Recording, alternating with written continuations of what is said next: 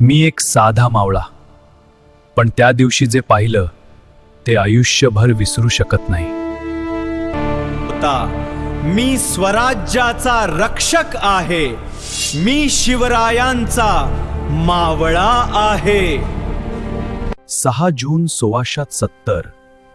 त्या दिवशी सूर्य फक्त उगवला नाही, तो स्वराज्यावर सुवर्ण किरणांनी आशीर्वाद देत होता. संपूर्ण रायगड सजला होता, सोन्याच्या तोरणांनी, फुलांच्या वर्षावाने.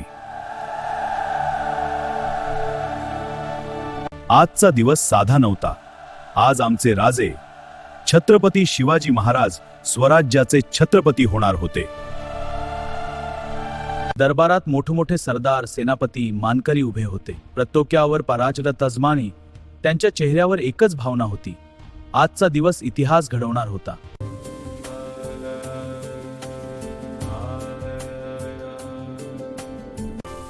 पंचामृताने पवित्र स्नान करून आरती करण्यात आली.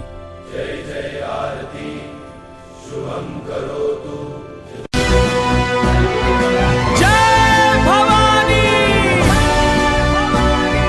जय शिवाजी. मी त्या सिंहासनाकडे पाहत होतो.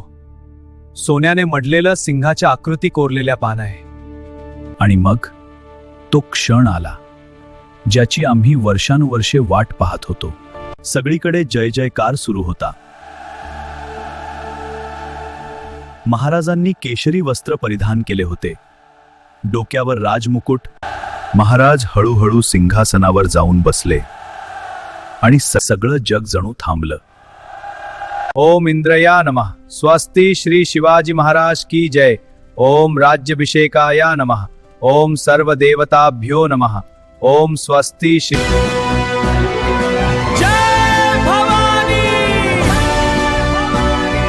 जय शिवाजी. त्या क्षणी आमच्या डोळ्यांतून अश्रू वाहू लागले.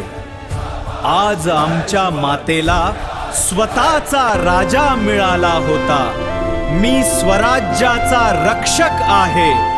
मी शिवरायांचा मावळा आहे. सगळीकडे तोच आवाज घुमत होता. डोंगर दुमदुमले, आकाश हल्लं.